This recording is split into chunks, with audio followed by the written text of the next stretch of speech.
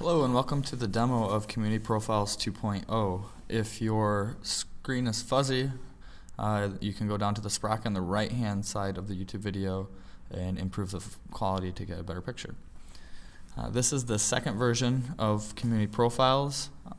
This version and as well as the original version can be found at cridata.org. This is the first phase of the 2.0 version of Community Profiles. It has a focus on the Grand Rapids neighborhoods. We have a couple new tools that will be introduced in this demo, and then we're also focusing on two content areas, both housing and economics. On this page you can get more information about the project as well as some of the partners and funders. And then up at the top here we have our two sections for economics and housing. So we'll click on housing to go into that section. We'll cover all the tools on this page briefly. For a more in-depth look at any of these tools, you can go into the tools section over here and click on tutorials in order to get a better video that's more in depth on each one of these tools. So we'll start up here on the right.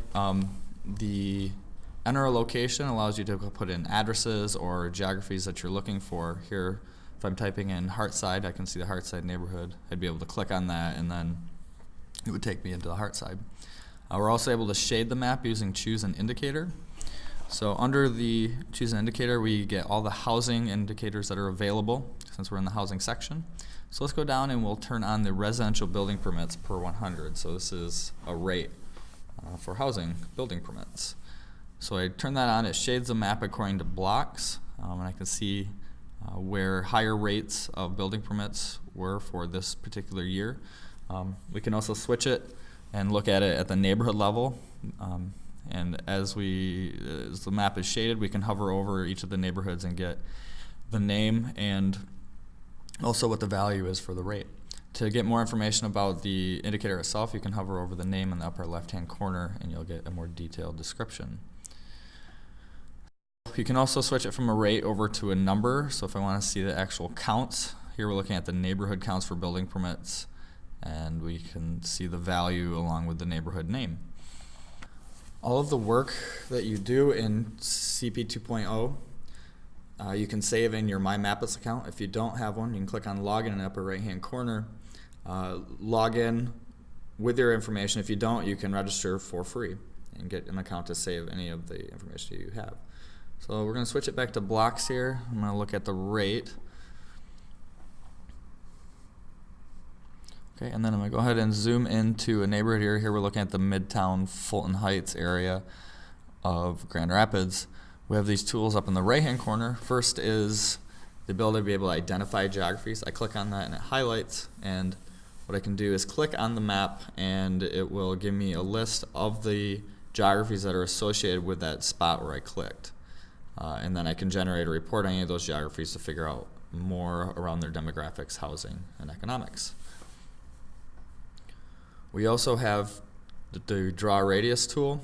So if I know an area and I want to know more information about a certain area around maybe an intersection or address, I can click on that, place a point on the map, and then give a radius. So I'm going to do about a half-mile radius. And what it does is it draws a radius around the point where I clicked. I can save that radius into my Mappus, or I can create a report to find out more information about that area that's shaded.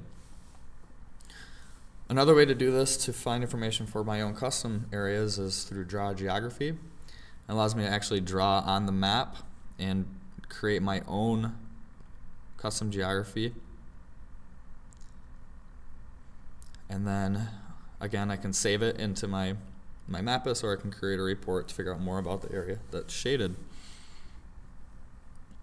We also have incorporated a new tool called graduated symbols, and what this allows you to do is to look at two indicators at the same time. So we have the shading in the background for residential building permits. If I wanted to see the rate of blight along with my building permits rate, it puts it in as a graduated symbol. Larger circles mean higher amount of blight for that block, and we can see how the two overlay with each other.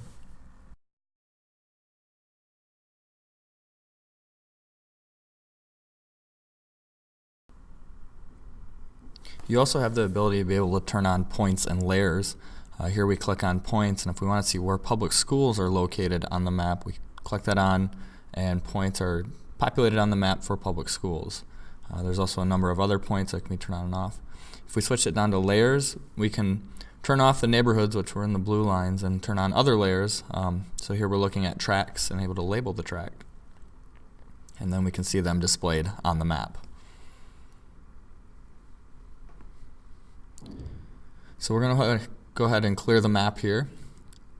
And we'll look at the tools over here on the left. First of all, at the top, you can switch between the content areas. Right now we have the housing and economics, but you can switch between those content areas at the tool at the top. We also have the compare tool, and here we can look at different indicators for different geographies. So here we are looking at residential building permits, and we're going to start putting in neighborhoods within the city of Grand Rapids to see how they compare to each other.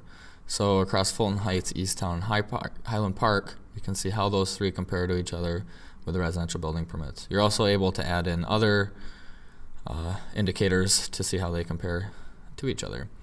We also have the trend tool, which allows us to see those indicators over time. So if we look at, again, building permits, now that rate, we can start to put in our neighborhoods within the city of Grand Rapids to see how they trend. Here we're looking all the way back to 2006 and see how they trend over time, but then also how they compare with each other with those three different geographies. The last two tools, we have key indicators, which give us, when we're in the housing content area, we're looking at how our neighborhood, here we're looking at Creston, how it compares to other neighborhoods, and then the average overall for the city.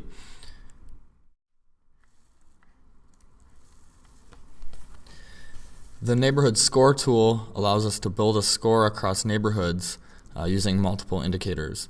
So we click on neighborhood score and it opens it. We have 4 indicators that are listed here, and each one of those indicators contribute to the index to give the neighborhood a score. We get more into depth into the neighborhood score tool through the tutorial located over in the tools menu. Also, if you have questions and want to contact us, you can click on the contact us to send us an email located over in the tools drawer. This concludes our demo of the Community Profiles 2.0. Again, if you have any questions, feel free to contact us, and I hope you found this demo helpful. Thank you.